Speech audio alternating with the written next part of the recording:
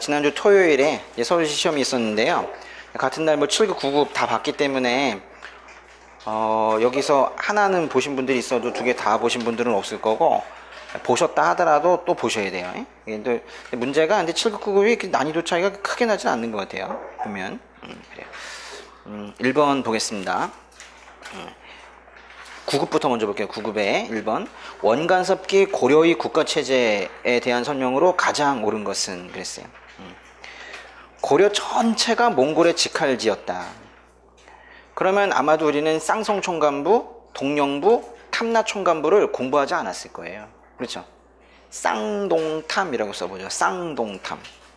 쌍동탐만 쌍성총관부, 동령부, 탐나총관부만 직할지가 된 거예요. 2번 정동행성의 승상, 이거 나온다 그랬잖아요. 그렇죠? 정동행성은 원나라가 우리나라에 세운 관청인데 거기에 장관을 글쎄 기분 나쁘게 고려의 국왕으로, 몽골의 다루가치가 아니라 고려의 국왕이 그것을 전담했죠. 고려의 국왕이 승상이 되었다. 3번 관제격화가 되었죠. 관제격화가 되어가지고 이성육부가 첨의부 사사가 됐습니다. 특별히 거기 이성 얘기 나왔네요. 중서문화성, 상서성은 첨의부가 되었죠. 그래서 이제 중서문화성에 있는 사람을 재신이라고 하는데 첨의부의 재신이라는 표현도 그래서 쓰고 있는 거죠. 답은 3번이네요. 동원이 4번 대망리지. 왜 나오니 여기? 이게 대망리지가. 그렇죠. 심하다. 그럼 그 자리에 들어갈 수 있는 말은 뭘까요? 그러니까 첨의부의 짱은 뭘까요? 우리 중서문화성의 짱은 누구예요? 문화시중인데 문화시중의 이름은 뭘로 바뀌었느냐? 사실 그것도 상당히 중요한데 그 왜 시험에 지금 안 내고 있냐면 그게요, 원가섭기 동안에도 그 관직 명칭이 계속 너무 많이 바뀌었어. 그래가지고 안 내려고 그러는 것 같아요. 근데 이제 처음에는 이제 뭐라고 그랬냐면 첨의부의 짱을 첨의중찬이라고 그랬어요. 첨의중찬. 그러다가 이제 나중에 또 이 첨의자가 또 빠져가지고 그냥 나중에 중찬이라고 또 부르기도 하고 뭐 그랬어요. 그리고 나서 나중에 또 다른 명칭으로도 바뀌는데 그 뒤에 건 필요 없이 그냥 중찬 정도만 알아도 돼요. 중찬. 만약에 거기 대망리지 자리에 제대로 된 걸 집어넣고자 한다면 첨의중찬. 근데 첨의중찬이라는 표현도 오래가지 못하고 그냥 중찬이라는 표현이 오래갔기 때문에 중찬 정도가 맞을 거예요. 예. 2번의 답은 3번입니다. 예. 대한제국 시기의 국권 피탈과 관련된 사건이다. 시간순으로. 여기도 이제 국권 피탈 과정인 거죠. 꼭 이 표현을 씁니다. 예. 기억번에 외교권 박탈 통감부 설치 1905년 을사조약이죠. 일본인 차관을 두어 내정을 간섭하였다. 차관 정치라는 건 오히려 통감부의 권한이 확대되는 건데요. 1907년 7월에 정미 7조약, 그죠? 정미 7조약이죠. 디귿번에 대한제국은 재정과 외교 고문에 일본이 추천하는 외국인 고문, 그래서 각각 메가타와 스티븐스가 들어온 건데요. 이거는 제1차 한일협약을 말하는 거죠. 제1차 한일협약은 1904년 8월입니다. 이 문제는 없지만 1904년 2월의 한일 의정서와 반드시 구분이 돼야 되겠고요. 리을번에 헤이그에 특사를 보냈대요. 1907년이고요. 근데 이제 문제는 니은과 리을이 다 1907년인데 구분을 해야 되겠죠? 사실 헤이그 특사 간 것 때문에 고종이 퇴위되고 순종이 즉위하면서 니은번 한일 순협약, 한일 신협약이 만들어진 거죠. 그렇죠? 그래서 근데 그게 그 기간 차이가 그렇게 많이 나지가 않아요. 헤이그에 이제 제대로 도착을 해서 일하기 시작한 게 1907년 7월이거든요. 7월 초인데 그 7월 초에 거기에 이제 헤이그에 도착하고 며칠 지나지 않아서 7월 18일에 고종이 퇴위됐어요. 7월 18일에 고종이 퇴위되고 순종이 즉위하고 그리고 며칠 지나지 않아서 7월 24일에 니은번의 정미 7조약이 맺어졌어요. 리을번은 헤이그 특사는 7월 초쯤으로 보시면 되겠고 순종이 즉위한 게 7월 18일, 니은번의 정미 7조약은 7월 24일 그렇습니다. 뭐 일까지 외울 건 없지만 순서는 반드시 외우셔야 돼요. 3번의 답은 3번인데요. 우린 사료를 참 잘 알고 있습니다. 그죠? 금강국주 김구해, 금구해. 금강가야 멸망시킨 사람은 버풍왕이겠죠. 그럼 맨 끝에 뭐 건원도 있으니까요. 금방 알겠습니다. 국호를 사루국에서 신라로, 왕후를 마리간에서 왕후로 지증왕. 연호가 개국, 국사편찬, 진흥왕, 디귿번이 맞는데요. 그러니까 이제 법흥왕 이런 사람들을 보통 뭐 조금 더 높여서 얘기할 때 대자를 하나 더 집어넣기도 하고 앞에다 성자를 더 집어넣기도 하고 하는데요. 법흥왕의 그 시호, 이 법흥왕의 명칭을 성법흥대왕이라고 표현하기도 합니다. 그러나 자주 쓰는 표현은 사실은 아니에요. 근데 이게 그러니까 법흥왕이라는 걸 아느냐 지금 이렇게 묻고 있는 거예요. 리을번, 이 말은 참 중요한 말인데요. 신라 육부가 새겨진 울진 봉평신라비가 세워졌다. 일단 울진 봉평신라비는 우리가 울진 법평신라비라고 외울 정도로 확실히 이거는 법흥왕입니다. 그래서 이제 답이 디귿 리을에서 3번이긴 한데 일단 넘어가 봅시다. 미음번, 연호를 인평으로 고쳤으며 분황사와 영무사를 창건했다. 인평. 이거 선덕여왕의 연호까지 외우려네요. 그죠? 이 선덕여왕은 인평이에요. 인평. 분황사 영무사 창건한 건 아시는데, 그럼 뭐 이제 우리가 선덕여왕의 인평을 한다면 진덕여왕의 태화를 안 할 수 없잖아요. 진덕여왕은 태화예요. 태화. 이제 이 클 대자에다가 이렇게 이제 점 하나 찍는 거 있죠. 태. 그죠? 태. 그리고 이제 화목한다 할 때 이제 화자 있죠. 태화. 진덕여왕은 태화라고 그래요. 태화. 연호가요. 근데 다시 거기 리을번 좀 보시면요. 리을번 그 신라 육부 그랬잖아요. 그 신라 육부가 뭐 얘기하는 겁니까? 신라 육부라는 건 부족적 육촌이 변한 행정적 육부를 말하는 거예요. 부족적 육촌이 변한 행정적 육부를 말하는 거예요. 신라 육부가 새겨져 있고, 그러니까 신라의 6그룹, 가장 큰 그룹 6이 누구냐라는 걸 이제 적어 놓고, 그러면서 심지어 이제 법흥왕이 어느 소속인지도 말해 놓고 있죠. 기본서가 없죠? 없죠? 괜찮아요. 그냥 할게요. 그래서 이제 거기 울진 봉평신라비 오늘 꼭 복습을 하시고요. 근데 하시는데 거기에 가 보시면은 울진 봉평신라비에 이렇게 돼 있어요. 왕의 소속부 명칭이 기록되어 있다. 그런데 법흥왕은 특별히 탁부 소속으로 되어 있다 그랬어요. 법흥왕은 무슨 소속이라고요? 탁부. 탁부라고도 하고 그걸 같은 말이 양부라고도 합니다. 옆에다 써놓으세요. 법흥왕은 어느 부 소속이다? 양부 또는 탁부. 다 맞는 말이에요. 근데 거기에 이제 보면은 양부 탁부 소속이다. 양부 또는 탁부 소속이다. 라고 해놓으면서 법흥왕의 또 다른 명칭이 하나가 나와요. 모즉지 매금왕이라고. 그래서 사실 뭐 거기 성법흥대왕 그런 표현보다는 오히려 이런 말을 알아야 돼요. 모즉지 매금왕. 이 울진봉평신라비에서 말하고 있는 법흥왕의 명칭입니다. 그러면 이제 우리 한 단계 더 나아가 보죠. 거기 이게 신라 육부가 표시되어 있다는 건 결국 왕의 소속부 명칭이 표시되어 있다는 건데, 왕의 소속부 명칭이 표시되어 있는 비석이 하나 또 있죠. 뭐예요? 영일냉수리비. 영일냉수리비. 영일냉수리비에는 왕이 어디 소속으로 되어 있느냐? 아마 최치원도 그쪽일 텐데 사량부 소속으로 되어 있어요. 영일냉수리비에는 왕의 소속부 명칭이 사량부 소속으로 되어 있어요. 근데 그 왕이 누굴까? 영일냉수리비 지증왕입니다. 지증왕. 그러니까 왕의 소속 명칭이 기록되어 있다는 걸로 여태까지 시험에 나왔는데, 이제 그렇게 계속 나왔기 때문에 그럼 그 내용이 뭐냐? 이제 그걸 이제 물을 수 있다는 거예요. 그래가지고 이제 지증왕은 사량부, 법흥왕은 양부 또는 탁부, 여기까지 가야 돼. 시험 문제가 자꾸 발전하기 때문에요. 그런 거예요. 근데 사실 여긴 지금 뭐 법흥왕의 주된 답들은 여긴 없어요. 그렇죠? 이건 좀 썰렁해 문제가. 병부 설치 나와야 되지 않겠어요? 병부 설치, 율령반포, 오이공복, 공복제정, 그렇죠? 그리고 여긴 없죠. 상대등 설치, 그리고 가야와 결혼동맹 맺었다는 거, 그런 거 다 있어야 되겠죠. 4번 문제. 4번의 답은 1번인데 1, 2, 3, 4번이 다 수와 당 바꾸는 문제예요. 수당. 고구려는 요서 지역을 선제 공격함으로써 수나라를 견제했지요. 선제 공격 동그라미. 이게 중요한 말이죠. 요서를 쳤다, 뭐 진평, 뭐 이렇게 진평군, 진평현, 요서 쳤다 그러면 근초광이겠지만, 고구려 문제에서 요서 지방 쳤다 그러면 너 중국 통일했다며? 이러면서 툭 친 거죠. 그렇죠? 수나라를 친 영량왕 얘기하는 겁니다. 영량왕. 그러자 이제 그 이후에 살수대첩이 일어난 거죠. 1번이 답이네요. 그죠? 2번에 맨 끝에 천리장성은 아예 천리당성이라고 그러니까요. 수양제 침략이 아니라 당나라의 침략에 대비하기 위해서 천리당성을 축조했죠. 천리당성. 어디부터 어디까지? 부비. 부여성에서 비사성까지. 3번에 을지문덕은 당태종이 2차 침입 살수대첩. 읽기도 싫으네요.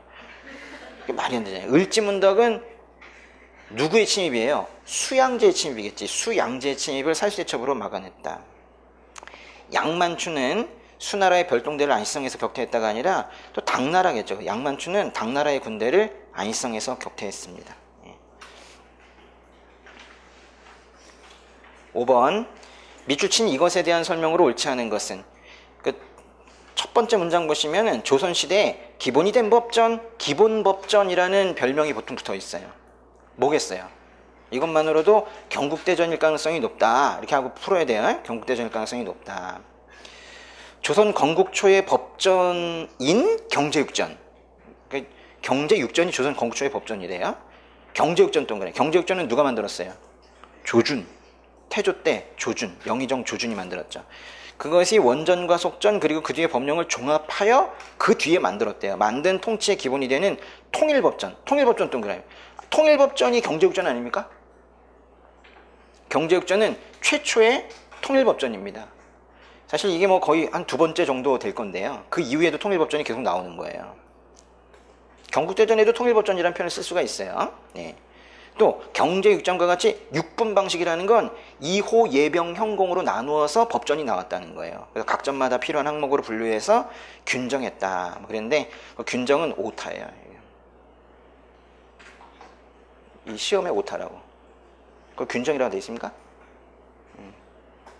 시험 문제 자체가 오타가 있다고. 균정이 규정이겠죠. 규정하였다. 그럼 시험에 오타가 있는 걸 어떻게 아냐?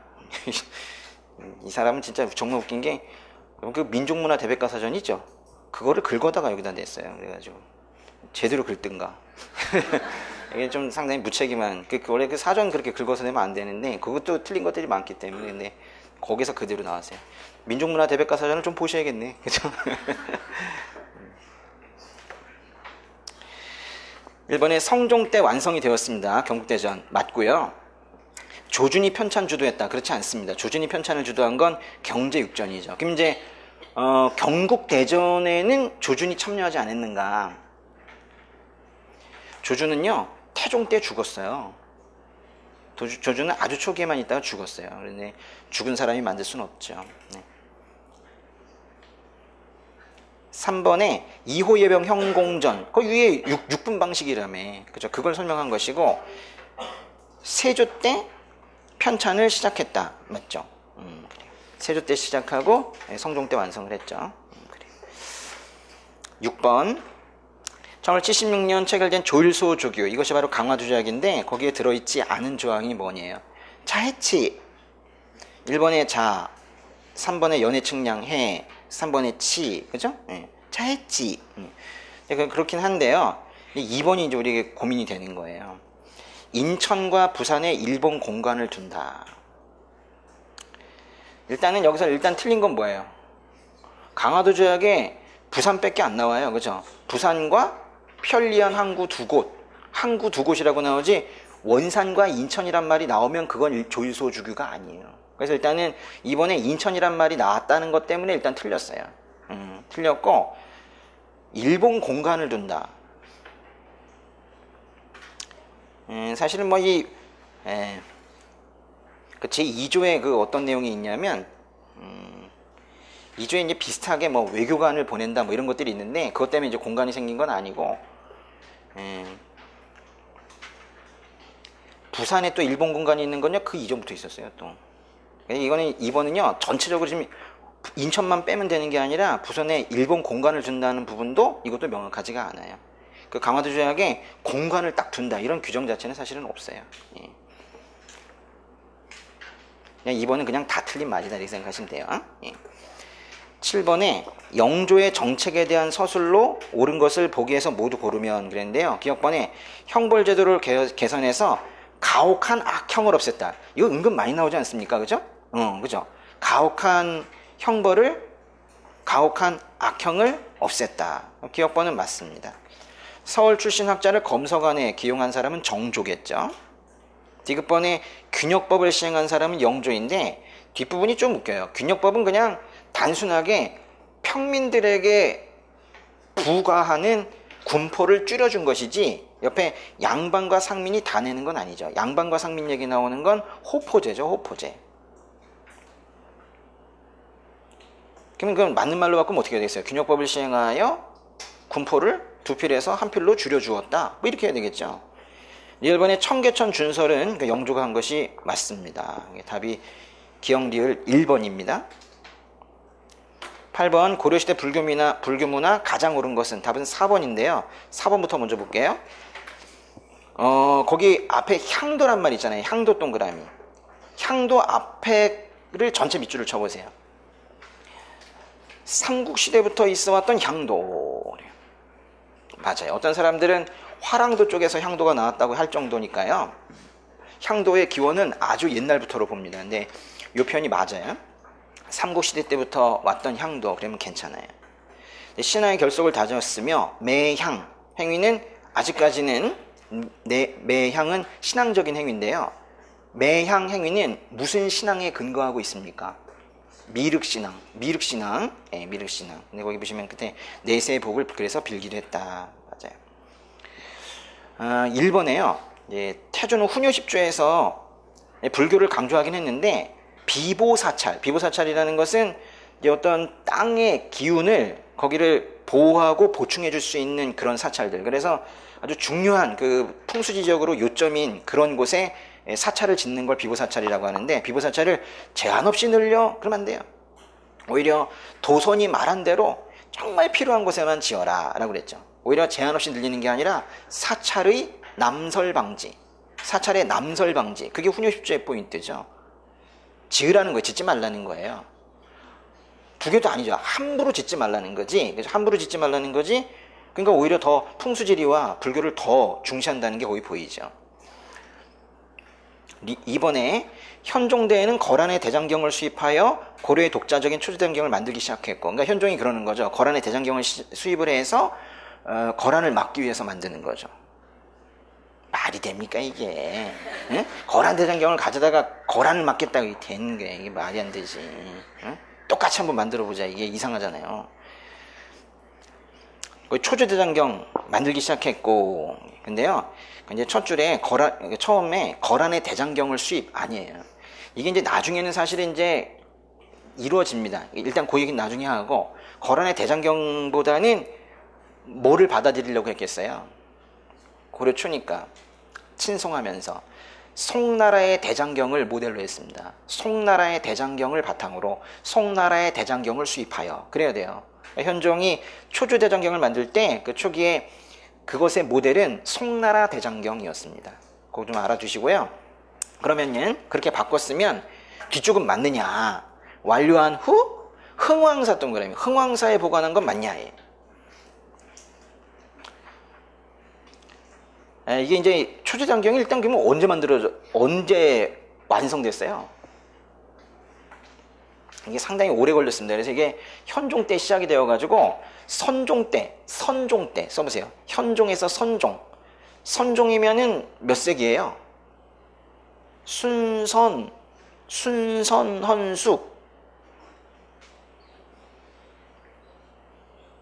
11세기 말이지 뭐.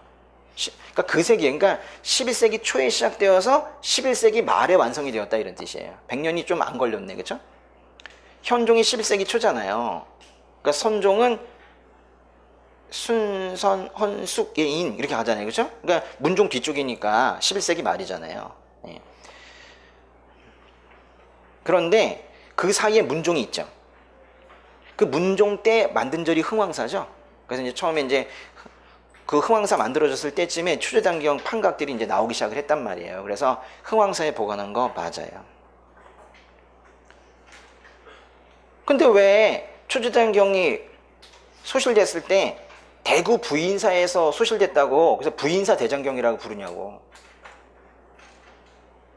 흥왕사에 보관돼 있다가 대구 부인사로 옮겼다예요. 진짜 어렵다, 그죠? 그러니까 흥왕사에 처음에 보관한 건 맞는데요, 나중에 대구 부인사로 옮겼습니다.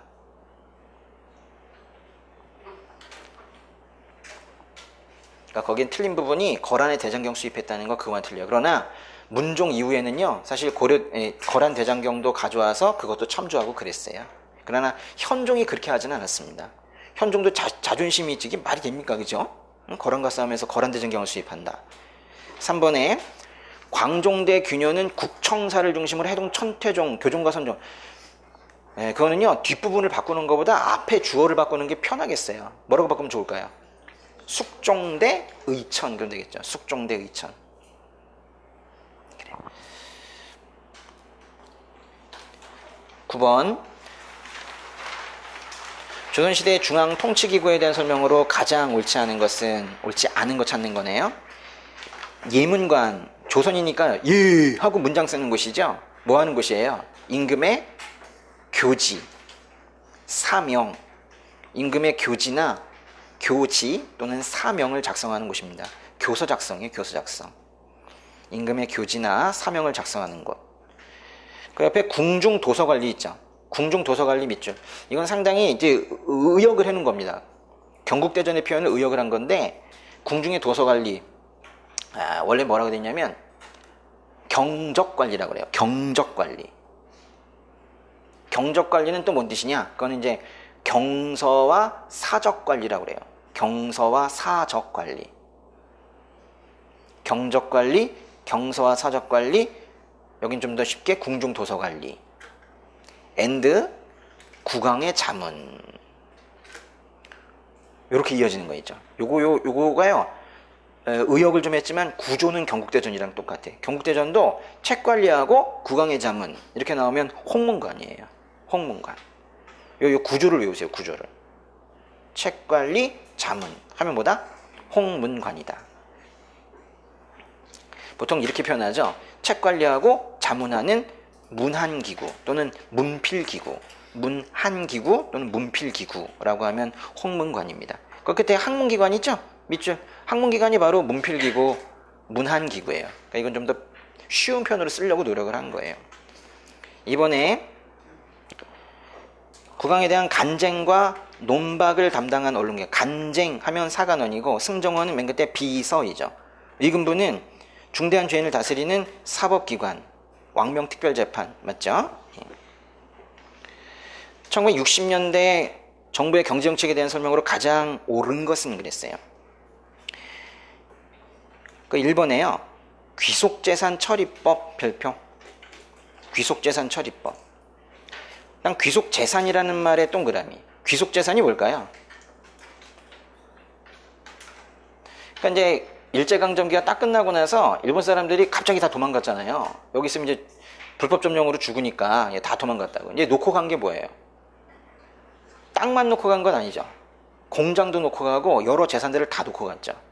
그런 재산들을 귀속재산이라고 그래요. 그래서 이거는 한국에 귀속된 일본인 소유의 재산, 한국에 귀속된 일본인 소유의 재산을, 그러니까 일본인 거예요. 일본인 소유의 재산인데 한국에 귀속된 거, 그게 바로 귀속재산이에요.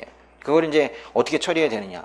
우린 귀속재산 중에 하나 처리 방법은 알고 있죠. 귀속재산 중에 하나가 농지입니다. 농지는 따로 미군정은 신안공사에서 하다가 이승만 정부는 농지개혁법에서 다루고 있죠. 그러니까 이거는 그것 이외의 것들은 어떻게 처리할까? 공장 같은 거, 놓고 간 시설 이런 것들 어떻게 처리할까에 대해서 다루는 법이 바로 귀속재산 처리법이에요. 그러니까 거의 비슷한 시기겠죠. 여러분 그거 압니까? 농지개혁법이 원래 만들어진 것은 1949년이에요. 근데 이제 그것이 이제 공포되고 시행이 된 것이 50년 3월이죠. 예. 여기 귀속재산 처리법 있죠? 요거는 1949년 12월입니다. 1949년 12월.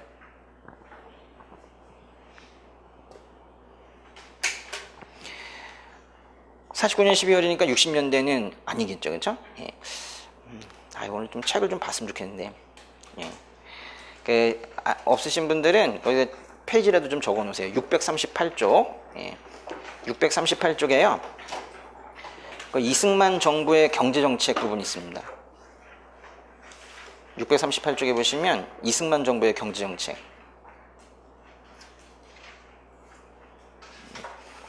네, 거기에 보면 이승만 정부의 경제정책에 일본의 정부 수립 직후의 정책 방향에 한 세 번째 줄에 이런 말이 있죠. 미국과 경제 원조협정도 맺었고 귀속재산 처리법, 일본인 소유의 재산과 공장 등을 민간인에게 불화, 그리고 농지개혁법 등을 재정 실시하는 등 경제안정정책을 시책을 추진하였다 그랬어요. 이게 다 여기 있는 것들이 40년대 말과 50년대 초에 있었던 그런 사건들이에요. 근데 거기 귀속재산 처리법에다가 정확하게 49년 12월이라고 적어 놓으세요.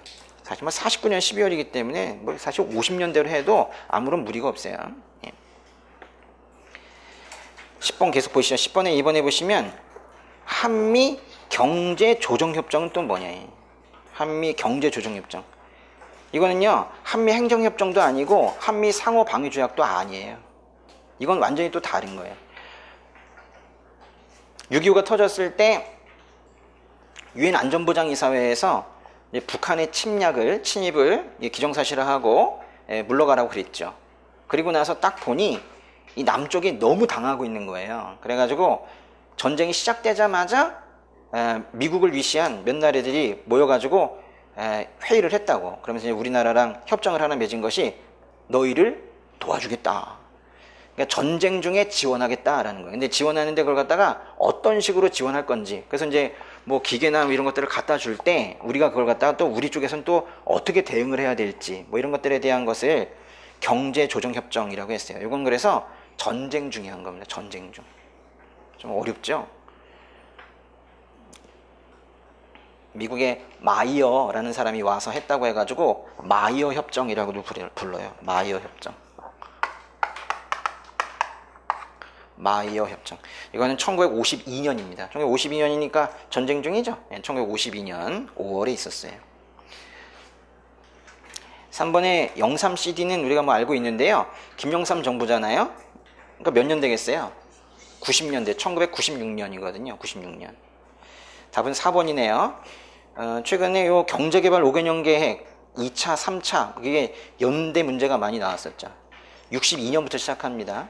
62년에 그래서 끊기고 그리고 그러니까 이런 거에 62년만 잘하면 돼요. 2, 3, 4, 5, 6 확실하게. 그리고 그 다음에 7, 8, 9, 10, 11 그 다음에 72년부터 그죠? 72, 73 이렇게 가는 거예요. 경제개발 5개년 계획이 실시되었다라는 건 1962년이 되겠습니다. 62년. 62년 아까 어디서 했었더라? 4대 군사노선 때 했었구나. 그래요. 11번에 조선 초기의 대외관계에 대한 설명 중 가장 옳은 것은 그랬어요. 조선 초기래요. 왜냐면은 임진을 한 이후에는 다 망가졌기 때문에 조선 초기라고만 하는 거예요. 화이관, 뭔 뜻이에요? 중화체제와 이 오랑캐 둘로 나눠져 있다는 거예요. 그래서 우리는 이제 화와 이에 대해서 따로 해야 되는데 화는 유일하게 명나라를 말하는 거죠. 그래서 명나라에 대해서는 사대하고 이 오랑캐들에게는 다 교린하겠다라는 거죠. 사대 교린 맞죠? 답이 1번입니다. 북진정책 하에 고구려 고토의 회복을 도모하였다. 이런 표현들은 고려 초기에 잘 어울릴 것 같아요. 고려 초기. 일본과 여진에 대해서는 무력진압 위주. 그러니까 이런 식이 틀리는 거예요. 교린은 다 회유와 강경이거든요. 여기 지금 무력진압이라는 건 강경만 말하는 건데 아니잖아요. 회유와 강경책이었죠. 특별히 여진. 여진에 대해서 강경책은 사군육진이지만은 우리 회유책을 더 많이 외웠던 것 같아요. 그죠? 여진에 대한 회유책이 뭐가 있는데요?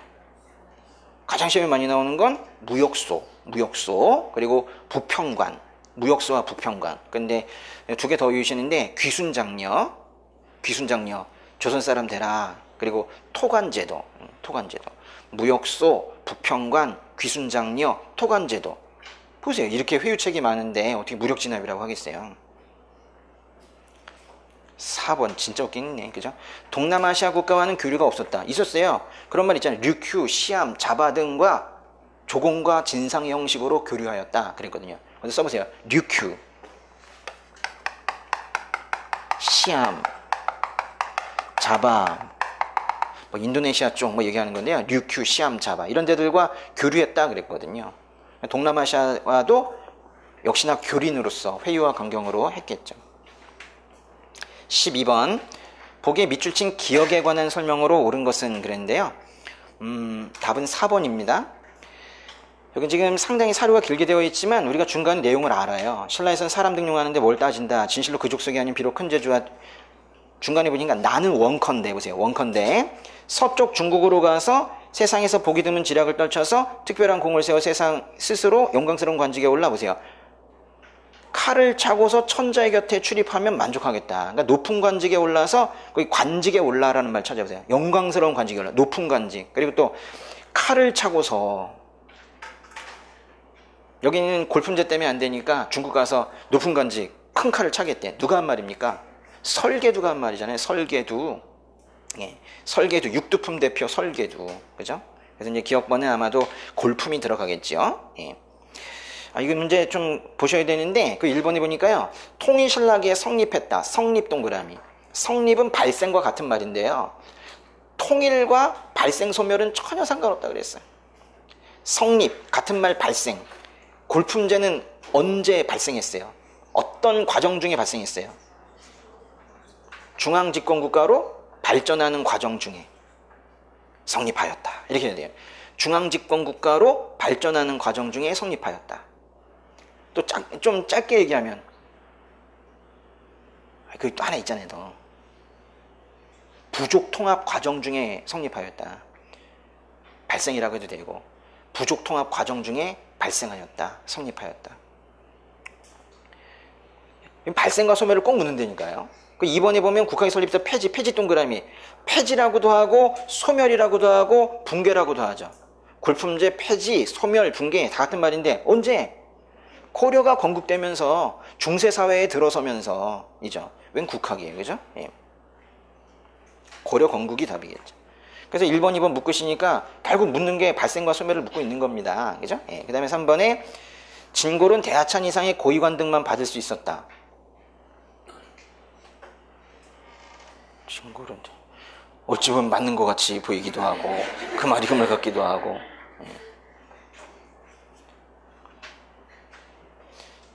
이걸요 이렇게 바꾸면 돼요. 두 가지 바꾸는 방법이 있는데 진골은 대하찬 이상의 고위관등도 받을 수 있었다.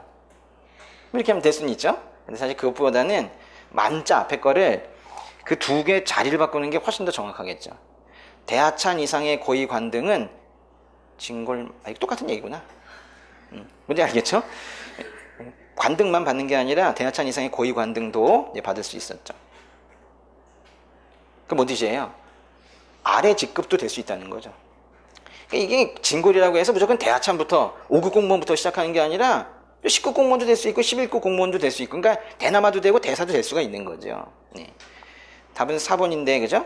혈통에 따른 신분제로서 승진상한선, 승진상한선 동그라미 또 한번 써보세요. 승진상한선. 육두품은 아찬이고 아깝다 아찬. 오두품은 그나마 대나마까지라고 그랬고 사두품은 대사까지 대사. 아찬, 대나마, 대사이죠. 13번 보기에 해당하는 고대 국가. 보기의 첫 번째 거 보시면요. 여기 벌써 이제 너무 의역한 12월로 안 나오기 시작을 했어. 벌써. 거기 보세요. 은정월. 그게 은역정월이거든요. 은역정월. 은역정월 제천행사. 부영고만 12월 했던 게 바로 이거예요. 이 영고죠. 그 제천행사의 이름은. 부여죠. 부여. 소를 죽여 그 급으로 기름을 점쳤고 형이 죽으면 형수를 부인으로 맞아들였고 12배 배상이 있었고 근데 사출도 보니까 확실하게 부여이네요. 밑에 좀 특이한 게 있어. 여기 보시면은 소와 말을 순장하였고 큰 새의 깃털을 장례에 사용했다. 우리가 이제 순장을 소와 말을 했다는 얘기는 처음 보는데 이게 뭐 제가 안 가르쳐드린 이유는 이런 말은 없어요. 세상에. 순장을 소와 말에 쓰진 않아요. 이건 이 출제자가 용어를 모르는 거죠. 소와 말을 순장했다고 그래요? 안 그래요? 사람을 순장하지 순장이란 말은 사람한테만 쓰는 거예요. 모르죠. 뭐 이 사람은 소와 말을 그 정도로 이렇게 뭐 인물성 동론 뭐 이래가지고 이렇게 뭐 생각할 수는 있겠지만은 이런 말은 쓰진 않아요. 이게 좀 이제 좀 바꿔보면 소아말을 뭐 사용하였다 이 정도는 맞아요. 소아말을 사용했다 그 정도는 맞아요. 소아말을 뭐 죽여서 넣었다 뭐 이런 거는 괜찮은데 순장이라는 표현을 이렇게 쓰지는 않습니다. 큰 새의 깃털을 장례에 사용했다. 이게 장례에 사용했다는 건 오히려 이걸 넣었어요. 큰 새의 깃털을 이제 무덤에 넣기도 하고 그랬습니다. 그래서 갈 때 저승 갈 때 날아가라고 그러면서 이제 새 깃털을 넣고 한 나라. 이제 1번은 사만입니다. 사만. 맨 앞쪽은 사만 전체에 대한 내용이고 뒷부분에 큰 새의 깃털을 장례에 사용했다는 건 변한 쪽에 나오는 말인데 그걸 구분하지는 않고요. 예, 앞쪽은 사만이고 뒤쪽은 변한인데 전체 그냥 사만으로 하시면 되겠습니다. 네. 제천행사 동맹 국동 네, 꼬동꼬동 고구려죠. 3번에 천군소도 사만이죠. 4번에 재해가 발생하면 왕은 교체 혹은 죽음을 당하기도 했다. 그죠? 흉년이 들면 그 책임을 왕에게 물었다면서요. 답이 4번이고요. 14번의 답은 3번인데요. 3번 옳지 않은 이 3번 자체가 좀 신경을 써야 되겠다. 그죠? 김보당과 조이총은 최충원의 집권에 항거하여 군사를 일으켰다. 일단은 뭐 시기적으로 맞지 않습니다. 느낌상 안 맞죠 일단. 그렇죠? 예. 정확하게 보면은 이거 어떻게 바꿔야 되는 거예요? 이게 뭐. 김보당 동그라미. 김보당의 난이 제일 먼저 일어났습니다. 명종 3년 1173년. 김보당의 난은 매우 중요한데요. 이때까지 딱 의종이 살아 있었죠. 그래서 의종복위. 의종복위라는 말이 들어갈 수 있는 건 김보당밖에 없는데 요때 집권자가 누구냐면요.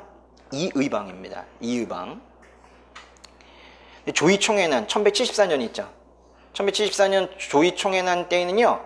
이방에서 정중부 넘어갈 때예요. 그래서 이때 이제 조이총의 난은 누구랑 싸웠다 그러냐면 둘을 다 얘기합니다. 이방, 정중부라고 그래요. 그러니까 최충원의 집권이 아니라 그러니까 거기 굳이 한다면 이방 정중부라고 해야 됩니다. 정중부가 그 조이총의 난이 일어나던 해에 집권했거든요. 조이총의 난이 일어나던 해가 명종 4년 1174년인데 1174년부터 정중부로 바뀌어요. 그래서 여러분 그 책에 나중에 찾아보세요. 그 보시면은 그 조이총의 난의 그 사료를 보시면 거기 이방 정중부라는 이름이 거기 다 나온다고. 14번에 1번 보시면 무신 집권기 여긴 좀 중요한 말이 초반입니다. 초반. 그러니까 교정도감 생기기 전에 얘기하는 거예요. 교정도감 생기기 전에 초반에는 뭘 중심으로 했겠어요? 맨 끝에 중방 중심이었겠죠. 예. 그러나 이제 이번에 최충원이 교정도감을 설치했고 최훈은 심지어 자기 집에다가 정방서방을 놨는데 자기 집을 사저라고 표현했네요. 여기서. 이규보는 동명항편을 지어서 고구려 전통을 계승하고 있다는 자부심을 표현했습니다. 15번의 답은 1번인데요. 1번. 각각 보시면요. 예, 거기에서 순서대로 보죠. 뭐. 기억번 제2차 미소 공동위원회가 열리자마자 이제 결렬이 됐는데요. 물론 이제 완전 결렬을 선언한 건 좀 몇 달 있어서긴 하지만은 미소 공동위원회 결렬 그럼 이제 그날 깨진 거야. 1947년 5월이죠. 좌우합작위원회가 좌우합작 7원 측에 합의했대요. 뭐 좌우합작위원회 좌우합작 운동은 1946년 7월부터 이제 시작이 되긴 했지만은 좌합작 7원 측은 10월에 생겼어요. 10월에. 그러니까 이거는 이제 1946년 10월로 보시면 되겠고. 이승만의 정읍발은 1946년 6월. 유엔 소총회가 가능한 지역에서 총선거 실시 결의한 건 이게 이제 결의 자체는 1948년 2월 말이지만은 이제 시험을 풀 때는 그냥 1948년 2월 6일로 푸시면 돼요. 1948년 2월 6일 27 투쟁 전날로 푸시면 되겠습니다. 16번 보기 자료에 민족운동가들이 추진한 독립운동에 대한 서술로 가장 옳은 것은 그랬는데요. 8월 초에 여러 형제분이 모여서 같이 만주로 갈 준비. 여러 형제가 만주로 간대요. 느낌이 저는 오는데요, 뭔가. 그죠? 근데 여기 중간쯤에 이름이 나와버렸어요. 너무 좀 썰렁하게. 땡땡땡땡 우리 집 어른 누구예요? 그거를 안 넣으면 못 풀 것 같은가 봐, 이 사람도. 그래가지고 이회영이라고 넣어줬네요. 이회영, 이시영 등 경주이씨 6형제가 서간도 지역으로 갔잖아요. 그렇죠? 맨 끝에 보니까 또 1910년 12월 30일에 큰 집 작은 집이 압록강을 건너 떠났으면 이틀만 지나면 1911년 되네. 그렇죠? 서간도 삼원부에 도착하게 되면은 1911년이 되겠죠. 그리고 맨 끝에 거기 그 출처에도 서간도, 시종기 뭐 이렇게 서간도가 또 나오죠. 다 뭐에 대한 설명이겠어요? 경학사죠, 경학사. 경학사가 1911년에 생겨서 농업개발과 군사교육을 위해서 활동을 했는데, 그 중에서 특별히 군사교육을 위해서 만든 학교가 신흥강습소입니다. 1911년에 생긴 경학사가 바로 그 해에 만든 게 일본의 신흥강습소예요. 답이 1번인 거죠. 네. 2번에요. 대한광복군정부, 대한국민회의 등의 독립운동 기지를 설립했다. 다 연해주에 대한 얘기겠죠. 대한광복군정부는 1914년에 이상설이 정통령으로 해서 연해주에 세워졌고, 대한국민회의는 1919년에 손병희가 정통령이 되어서 연해주에 세워졌죠. 다 연해주 얘기하는 거죠. 예. 3번에 간민회 별표. 사실 이 간민회는요, 이렇게 나온 적이 없었어요. 예, 간민회. 여러분 그런 건 압니까? 대한국민회? 대한국민회의 군대가 이제 직속 부대가 국민회군이 있습니다. 안무의 국민회군. 그리고 또 두 군데를 도와줬죠. 최진동의 군무도독부군과 홍범도의 대한독립군을 도와줬죠. 그 대한국민회가 도와준 거예요. 다. 근데 대한국민회가 그 이전에 이름이 뭐였냐면요, 간도국민회였어요. 간도국민회. 간도국민회는 이제 줄여서 그냥 국민회라고도 불렀는데, 그 간도국민회 국민회가 그 전에 이름이 뭐였냐면 간민회였어요. 간민회는 1913년이고요. 1913년에 간민회가, 그리고 뭐 책에도 있는데요. 그 간민회가 1913년에 간민회가 그 다음에 1914년에 국민회가 됐어요. 근데 그냥 국민회라고도 부르고 간도국민회라고도 불러요. 1913년에 간민회가 1914년에 간도국민회로, 그리고 나중에 1919년에 대한국민회가 됩니다. 1919년에 대한국민회가 국민회군을 직속으로 하고 군무도독부군과 대한독립군을 도와줬다. 그런 거예요. 그러니까 이건 뭔 얘기냐면요, 또는 3번에 간민회를 기반으로 1913년에, 그것도 이제 북한도 지역에 만들어진 건데, 서전서숙과 명동학교 등 학교를 세워 민족교육을 실시했다. 이건 사실 자체가 맞질 않아요. 서전서숙이 언제 생긴 건데요? 1906년. 그러다 이제 금방 사라졌는데요. 뭐. 왜냐면 이상설이 떠나버리는 바람에 금방 문 닫았단 말이에요. 그걸 이제 또 거기 있는 명동학교는 1908년 겁니다. 시기적으로 맞지가 않아요. 1906년, 1908년 그렇습니다. 그 다음에 4번은 뭐 같아요? 고종을 복위시키려는 목표, 대한제국의 회복, 복벽주의 말하는 거예요. 복벽주의. 전국적인 의병봉기를 준비했다. 아마도 제일 가까운 거는 약간 13도 의군 느낌도 나는데, 대한독립의군부와 더 가까운 것 같아요. 이게 좀 사실 명확하게 좀 말하기는 좀 그런데, 13도 의군 느낌도 좀 나는데요, 대한독립의군부와 더 가까운 것 같아요. 넘어가시고 17번. 대한제국의 근대화 사업에 대한 설명으로 가장 옳지 않은 것은, 일본의 그 용어를요, 토지조사 사업이라고 그랬거든요. 그러니까 이런 것들을 이제 주의를 해야 되는데, 토지조사 사업은 1910년대 일제가 한 거 아닙니까? 근데 그게 꼭 토지조사 사업이라는 게 이제 고유어로만 그렇게 쓰이지는 않아요. 그래서 여기 지금 여기서 진짜 토지조사 사업이라는 건 진짜 토지조사를 했다라는 그 양전 사업을 통한 토지조사를 지금 말하고 있는 거예요. 그렇게 제가 지금 변명을 해드리는 거예요. 사실 이 표현은 좀 그래요. 예, 함부로 막 섞었으면 좀 그렇긴 한데, 어쨌든 이제 지게발급 동그라미 1898년부터 이제 지게발급이 시작이 되었죠. 이건 맞고요. 그러면 이제 1번을 고른 친구들도 있을 거예요. 그렇죠? 가장 옳지 않은 거 토지조사 일제 아닌가. 근데 여기서 이제 토지조사라는 거는 이건 일반적인 용어로 쓴 거예요. 여기서는. 이번에 서북철도국 동그라미. 그래도 포부가 있긴 했습니다. 서북 경의선을 하려고 그랬죠. 옆에. 그래서 경의철도 부설 사업을 추진했다. 근데 완성은 못했죠. 3번에 우편학당, 전무학당. 이 학당이라는 건 학교인데요, 대한제국에서 학교가 나오잖아요. 웬만하면 다 맞다고 하시면 돼. 얼마나 많은 학교를 세웠는지 몰라요. 상공학교, 의학교, 광산학교 등을 설립했다. 4번에 고종대 비변사를 설치해서 웬일이니, 그죠? 진짜 뭔 얘기죠? 이건 흥선대원군 때 폐지됐잖아요, 그죠? 답은 4번. 좀 이 출제하신 분 좀 재밌는 분 같아. 그렇죠? 한번 만나고 싶네요. 18번에 보기에 나열된 고려시대의 사건들을 시간순으로 바르게 나열한 거. 일단 뭐 왕으로 따져보면 좀 쉬울 수가 있는데, 거란의 소손령이 수십만 대군, 아마도 80만 대군 이끌고 왔을 거예요.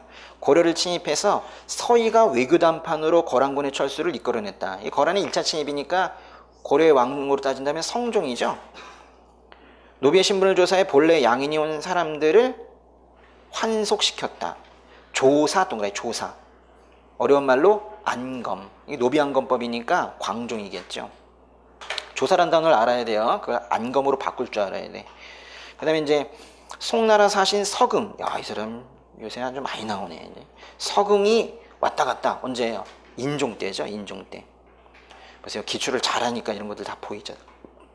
이게 옛날에 이런 문제가 없었어요. 서긍이 왔다 간 거 없었어요. 근데 이제 우리가 그 문제 한번 보고 계속 하고 있는데 지금 최근 그 한 번 나오니까 계속 나오는 거예요. 이게. 1번에 전지시지 실직이 있는 사람과 없는 사람 모두에게 처음 지급했대요. 전지시지를 처음 지급했대요. 그러면 전식과 시작했다는 거니까 시정전식과 경종이 되겠죠. 답은 4번입니다. 마지막 문제인가요? 다 했구나. 그래. 응? 잠깐만, 뭐야? 18번이, 19번이구나, 19번. 미안해요. 네. 집에 가려고 그랬어. 네. 19번에 보기는 1927년에 창립한 어느 단체의 강령이래요. 신간인데? 이 사람 진짜, 진짜 재밌다, 진짜 한 사람. 가장 옳지 않은 것은, 그리고 정치 경제적 각성 촉구, 단결을 공고, 기회주의 부인한다. 신간인데요. 1번 비타협적 민족주의 세력과 사회주의 세력이 연합하였다. 맞고. 백오인 사건으로 탄압을 받은 건 신민이겠죠. 답은 2번이고요. 140여 개소 약 4만 명. 우리 아까도 어떤 문제 풀어봤었는데, 그죠? 이거 맞고. 광주 학생 운동이 일어나자 두 가지 방법으로 도와줬죠. 민중대회 개최 계획. 이건 계획으로 끝났죠. 그런데 진상조사단 파견은 했고요. 허헌이라는 사람이 달려갔었죠. 20번에 보세요. 조선 초기의 과전에 대한 설명 중 가장 옳은 것은 그랬는데 과전은 성종대까지 경기도에 한정되었다. 우리 아까 제가 낸 문제 중에서 있었죠. 이것 때문에 낸 거냐? 그 문제 먼저 내놨어요, 사실. 근데 과전법은 이게 경기도냐 전국이냐 퍼져갔냐 뭐라 그랬어요? 그냥 경기도라니까요. 그러니까 성종대까지만 경기도에 한정이다. 이 말이 일단 이상하고요. 성종대 과전이라는 표현을 씁니까?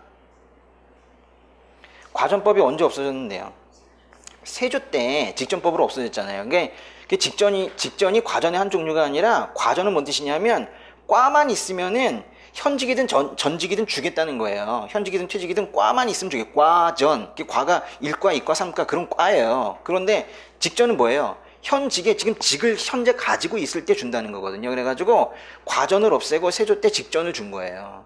그러니까 이 성종 때까지 경기도 이런 말 자체도 없지만은 과전이란 말을 성종 때 쓸 수도 없어요. 세조 때 직전으로 바뀐단 말이에요. 과전이라는 명칭 자체가 직전으로 바뀐다고요. 이렇게 한번 써보세요. 과전을 혁파하고 직전을 설치하였다. 과전을 혁파하고 직전을 설치하였다. 이게 바로 이제 직접법을 시행했다는 뜻인데 이게 세조 때예요. 세조 때 이제 세조실록에 이렇게 나와요. 세조 12년 차에. 알아두셔야 되고, 그 다음에 20번에 2번 현직 관리에게 소유권과 수주권 아니잖아요. 소유권은 안 주고 수주권만 줬겠죠.